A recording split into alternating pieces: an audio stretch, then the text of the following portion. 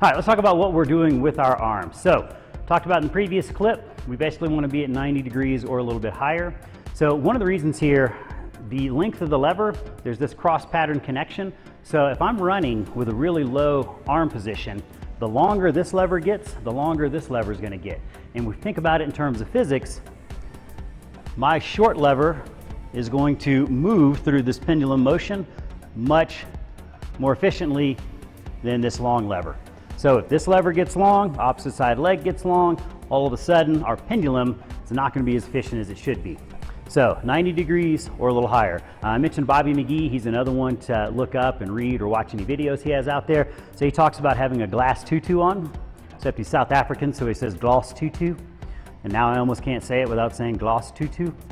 So with your gloss tutu, you want to make sure that you are not breaking it, meaning as you come down, we don't want to drop that hand. Now, if you're doing a wide open sprint, different story, we're talking about distance running. So we want that swing to occur from the shoulder, not a bunch of straightening and bending the elbow. And then I encourage people to simply think about pushing the elbows back. So you've got a stretch reflex in the shoulder. If I push my elbow back, it's going to come forward all on its own. So what I don't want to do is get into thinking about pushing the hands forward. That's not going to make a lot of sense. What we want to do is keep them back. This is your run motion, not this. So sometimes I hear it described as kind of like being on railroad tracks. We're probably not going to be exactly parallel, and I just don't like that idea of trying to move everything forward.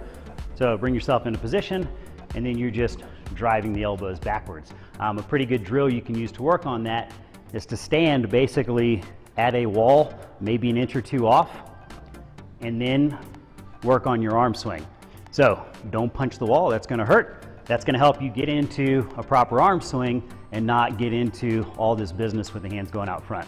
So 90 degrees or less, and then we're working to drive the elbows backwards.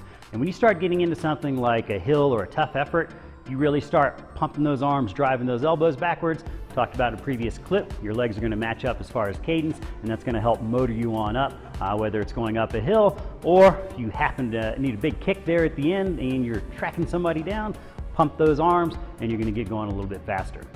Now what we don't want to do is try to avoid some things like this crossover swing that we'll see, and then sometimes we'll see people winging an arm out. Now there are typically causes for that. So when we see an athlete doing this number, odds are there's a lack of rotational stability at the hips, and the upper body is simply trying to counterbalance that lack of stability in the hips. So if you have this in your running, I want you to make sure you're doing a lot of rotational work for your hips. So exercises where you are in a very narrow split stance, that's challenging the rotational demand, and that's going to teach you how to stay nice and stable. It's also going to be your lift patterns, your chop patterns, and then using symmetrical stance and asymmetrical stance to help build that rotational stability. So if we have an arm winging out, typically that's going to mean there's some weakness in the lateral hip.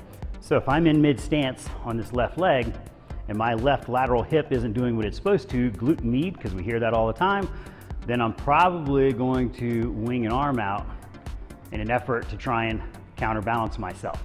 So either side, if I'm here and that hip's dropping and I'm falling over, I'm going to wing that arm out to try and hold me up. Or sometimes you'll see people out with both arms, and again, that's typically going to relate to some lateral instability with the hips. That's going to be some of those, it could be your clamshells, lateral band steps, all those types of things, and then kind of bringing the pattern back into play. So we want to make sure 90 degrees or higher, that we are not punching out in front, that we are swinging from the shoulder. We're only thinking about driving the elbows backwards, and then we're just trying not to cross over the center line and keep the arms in a little bit closer to the body.